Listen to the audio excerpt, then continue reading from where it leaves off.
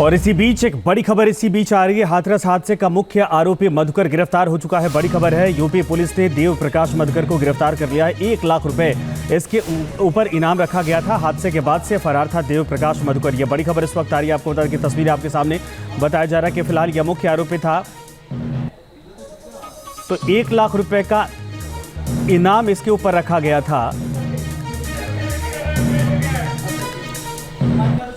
वादा था कि हम कोई एंटीसिपेटरी बेल नहीं लगाएंगे, कोई एप्लीकेशन नहीं लगाएंगे और हम किसी कोर्ट में नहीं जाएंगे, क्योंकि हमने किया क्या, हमारा अपराध क्या है। वो इंजीनियर है, हार्ट पेशेंट थे, डॉक्टरों ने कहा ठीक अब थोड़ी सी स्थित है, हमने बिना किसी देर लगाए, लोग कहते अगले दिन, हमने आज वादा किया था, आज आप लोगों से कहा था कि हम देव प्रकाश मधुकर को सरेंडर करेंगे, पुलिस के सामने ले जाएंगे, पूछताछ करें, इन्वेस्टिगेशन में भाग लें, जांच में भाग लें। हमने उनको सौंप दिया है एसआईटी को और उत्तर प्रदेश पुलिस को। अब वो पूरी जांच कर लें, स्टेटमेंट कर लें, बयान कर लें, रिकॉर्ड कर लें। अब ये उनकी अपनी इच्छा है। हाँ, उनका स्वास्थ्य ध्यान रखा जाए, हार्ट पेशेंट है, कोई चीज उनके साथ गलत ना हो, ये मेरा इसीलिए मैंने। तो एपी सिंह साहब हमारे साथ खुद जुड़ गए हैं। एपी सिंह साहब, ये बड़ी गिरफ्तारी के तौर पर इसको कहा जा रहा है। आपने कहा कि हमने सौंप दिया है उनको। मैंने देश से वादा किया था, आपके चैनल पर वादा किया था। मैंने कहा जैसे उनकी पोजीशन हार्ट की स्टेबल होगी, डॉक्टरों ने जैसे ही कहा ईसीजी अब थोड़ी सी नॉर्मल है, मैंने कहा अब इससे अधिक नॉर्मल नहीं हो सकती। जिस व्यक्ति ने 3 दिन पहले इतना बड़ा हादसा देखा हो, उसके परिवार उसके संगत के साथ हुआ हो, इससे अधिक नहीं हो सकता। उनकी तरफ से कहा गया अगले दिन करेंगे, कल करेंगे। मैंने कहा आज की डेट में, आज की रात में 1 दिन बढ़ जाएगा, मैं झूठा पड़ जाऊंगा। मैंने वादा किया था मैं एंटीसिपेटरी बेल नहीं लगाऊंगा, मैं सरेंडर नहीं लगाऊंगा, मैंने हाई कोर्ट नहीं लगाऊंगा, under supreme court anticipatory bail arresting stay नहीं लगाऊंगा। मैं गलती क्या की है, मैं इंजीनियर रहा हूँ, मैं पढ़ा लिखा हूँ, मैं सामाजिक व्यक्ति हूँ, मैंने सनातन धर्म के लिए मानव मंगल मिलन सद्भावना समागम की स्थापना के लिए काम किया है, तो इसमें गलत क्या है। उसने कहा कि भीड़ आई और भीड़ में असामाजिक तत्व थे जिन्होंने पूरी तरह से कुचला और हमारे परिवार, हमारे संगत, हमारे लोगों को बुरी तरह से मारा और हादसा हुआ। उसके बाद वो व्यवस्थित था, मैंने वादा किया था, इलाज चल रहा है दिल्ली में और नजफगढ़ से हमने उनको सरेंडर कर दिया। तो सर आप कह रहे हैं, तो सिंह साहब आप कह रहे हैं कि सरेंडर किया गया है, लेकिन खबर आई कि गिरफ्तारी हुई है। अब मैंने आपको सूचित कर दिया है, अब वो कुछ भी करें वो अलग बात है, इनाम का हो वो अलग बात है। मेरे लिए इनाम महत्वपूर्ण नहीं है, मेरे लिए आपके चैनल पर किया हुआ वादा महत्वपूर्ण था, देश से वादा महत्वपूर्ण था, यूपी पुलिस से वादा महत्वपूर्ण था, एसआईटी एसटीएफ से वादा महत्वपूर्ण था। तो ये सरेंडर कहाँ पे हुआ है सर, इसकी जानकारी थोड़ा साफ कर दीजिए। हॉस्पिटल नजफगढ़ में उनके रिलेटिव थे, वहाँ नजफगढ़ के पास वहाँ इलाज चल रहा था। मैंने दिल्ली इसीलिए बुलाया था कि आप आइए, इलाज कराइए और जैसा होगा हम आपको सौंप देंगे। तो इस पूरे मामले पर क्या ये कहा जाए कि कुछ और लोगों को भी सरेंडर करवाया जा सकता है आपकी तरफ से, जैसे जैसे ये जांच का दायरा आगे बढ़ेगा? मैं सभी को वो बताएं। इनका नाम मेरे पास आया, आपके माध्यम से आया मेरे पास। यही नाम आया ना, एक अकेले यही नाम आया ना, मैंने इनका नाम था वो मैंने उनको सरेंडर करा दिया है। ये जो नजफगढ़ में आप कह रहे हैं सरेंडर, ये दिल्ली के नजफगढ़ में? मुझे देव प्रकाश मधुकर ही नाम आप लोगों ने बताया था, वही मुख्य आयोजक भी थे, उनके बारे में हमें पता था और मैंने वो कर्तव्य को निभाया। नजफगढ़ दिल्ली। अच्छा ठीक है सर। और जरा आप ये बता दीजिए कि क्या बाबा की लोकेशन आपको पता है, बाबा कहाँ है, यूपी में है? बारे में हाँ, उनके बिल्कुल जो भी होगा मैं बिल्कुल आपसे शेयर करूंगा। डॉक्टर एपी सिंह खुली किताब रहा है जीवन में और जो भी वादा करता है वो पूरे अपने क्लाइंट के लिए पूरा निभाता है। अच्छा, आपकी तरफ से ये भी जानकारी साझा की गई कि जो लोग पीड़ित हैं उनके लिए ट्रस्ट की तरफ से बकायदा सहयोग की बात कही जा रही है? सारी सब जो है आयोजन कमेटियां हैं जिले की, वो सारी कर रही हैं और उस हिसाब से वो कर रहे हैं। वो मैंने सारी व्यवस्था कर दी है।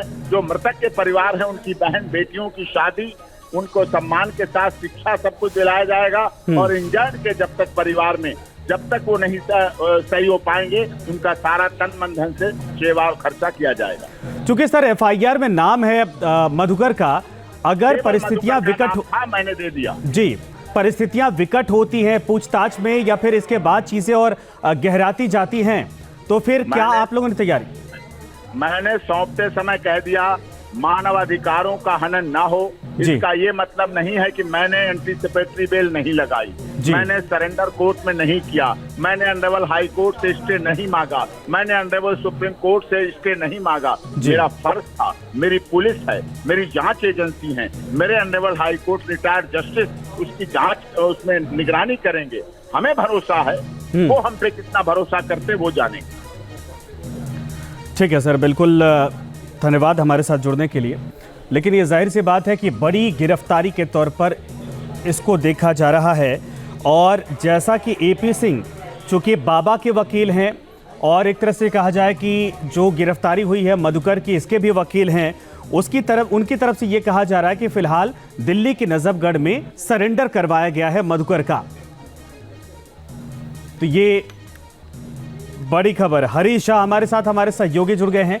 हरीश, ये बड़ी खबर है लेकिन बड़ी अचीवमेंट कही जा सकती है पूरे मामले का, पूरे केस का पर्दाफाश करने के लिए, क्योंकि अब ये जरूर है कि वकील साहब की तरफ से कहा जा रहा है, एपी सिंह साहब की तरफ से, कि हमने अपनी तरफ से सरेंडर करवाया है ताकि आप जांच पड़ताल करवाइए, लेकिन बड़ी खबर है कि बड़ी गिरफ्तारी है। जी देखिए, बिल्कुल, जब से ये मामला हुआ है, हम 2 तारीख के बाद से बात करें तो लगभग तीसरा दिन है आज, और जी, देव प्रकाश मधुकर का नाम जो है सबसे ज्यादा आ रहा है। उसके ऊपर 1 लाख रुपए का इनाम भी रखा गया पुलिस द्वारा। लेकिन देखिए, अभी भी पुलिस के द्वारा ये ऑफिशियल स्टेटमेंट जो है इसको लेकर जारी नहीं की गई है। ऐसा एपी सिंह की तरफ से स्टेटमेंट के जरिए बताया गया है कि देव प्रकाश मधुकर ने सरेंडर कर दिया है दिल्ली के नजफगढ़ इलाके से। लेकिन अभी भी ऑफिशियली जो है यूपी पुलिस की तरफ से आना अभी बाकी है इस पूरे मामले को लेकर। कहाँ गिरफ्तार हुई, कितने बजे गिरफ्तार हुई, तमाम चीजें जो है वो बहुत महत्वपूर्ण है, क्योंकि लगातार 3 दिनों से पुलिस जो है लगातार अलग अलग इलाकों में दबिश डाल रही थी, लेकिन उसके बावजूद जो है वो हाथ नहीं लग रहा था, जिसके बाद पुलिस द्वारा जो है इनाम की राशि घोषित की गई थी। इसके अलावा अगर हम बात करें तो तमाम जो सेवादार थे उनको हिरासत में लिया गया था, उनसे पूछताछ। वहीं अगर हम देव प्रकाश मधुकर की बात करें तो हाथरस इलाके का ये रहने वाला है, वहाँ उसके पूरे परिवार के साथ वो गायब था। 3 दिन से वो घर के बाहर ताला लगा हुआ था।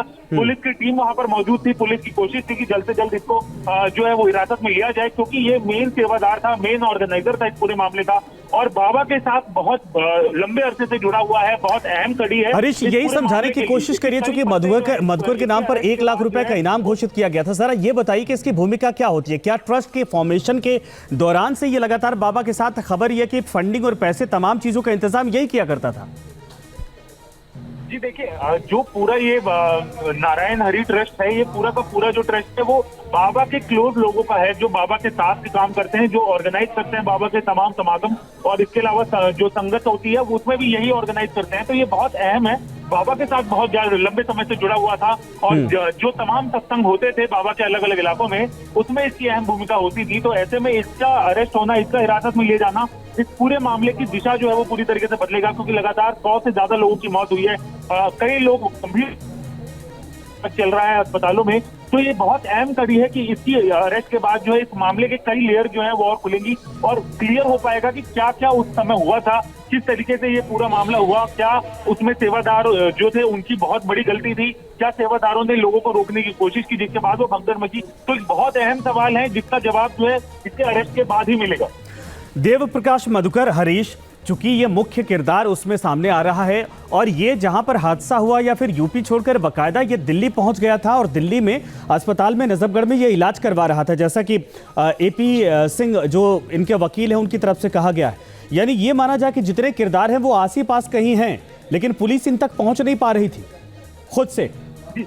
जी देखिए, सबसे अहम बात, जब भी ये मामला सामने आया तभी यूपी सरकार की तरफ से तुरंत एक्शन जो है वो शुरू कर दिया गया था इस पूरे मामले के लिए। तमाम इलाकों में दबिश जारी की गई थी। इसके अलावा अगर हम बात करें तो योगी आदित्यनाथ की तरफ से एक साफ तौर पर स्टेटमेंट जारी दिया गया था कि जो भी इसमें आरोपी होगा उसको बख्शा नहीं जाएगा। तो तमाम इलाकों में जो है दबिश जारी की गई। तो ऐसे में ये देखने वाली बात थी कि ये लोग दिल्ली कैसे पहुंच गए, और उसके अलावा यूपी का बॉर्डर पार कैसे कर पाए। तो ये तमाम मामले हैं जिसको लेकर यूपी पुलिस लगातार इन्वेस्टिगेशन कर रही है इस पूरे मामले को लेकर। और जब जिस तरीके से एपी सिंह की तरफ से कहा गया है कि देव प्रकाश मधुकर ने सरेंडर किया है, तो ये तमाम बातें हैं जो लगातार सुलझनी होगी, क्योंकि यूपी पुलिस की तरफ से अभी भी इसको लेकर कोई स्टेटमेंट जारी नहीं किया गया है। क्या इसने सरेंडर किया है, क्या इसको पकड़ा गया है, ये तमाम चीजें हैं जो अभी कुछ देर नहीं। अब एक वरिष्ठ अधिवक्ता और पूरे मामले का केस जो हैंडल कर रहे हैं, देख रहे हैं और मीडिया के सामने आकर बयान दे रहे हैं, अगर वो कह रहे हैं कि हमने सरेंडर करवाया है तो वो गलत या झूठ तो नहीं बोलेंगे? जी देखिए बिल्कुल, लेकिन एपी सिंह अगर ये कह रहे हैं तो एपी सिंह को ये भी पता होगा लेकिन एपी सिंह तब तक इस मामले को लेकर कुछ नहीं कहा गया है। जी। इसके अलावा यूपी पुलिस का ऑफिशियल स्टेटमेंट अभी तक नहीं आया कि यूपी पुलिस ने अभी तक ये नहीं बताया है कि क्या उसको नजफगढ़ इलाके से जो है वो हिरासत में लिया गया है या वो उसने सरेंडर किया है। तमाम अलग अलग बातें हैं, वो आने वाले दिनों में जो है वो क्लियर हो पाएंगी। ठीक है हरीश, धन्यवाद इस पर तमाम जानकारी के लिए। देखना ये पूरे मामले पर और क्या गिरफ्तारियां होती है, लेकिन फिलहाल ये मुख्य किरदार देव प्रकाश मधुकर जिसका नाम है, दिल्ली के नजफगढ़ से इसको कहा जा रहा है कि सरेंडर करवाया गया है। और अब इस पूरे मामले पर कड़ी से कड़ी जब जुड़ेगी तो पता चलेगा कि आखिर इसमें मुख्य भूमिका किसकी थी, किसकी लापरवाही से यह सब हुआ।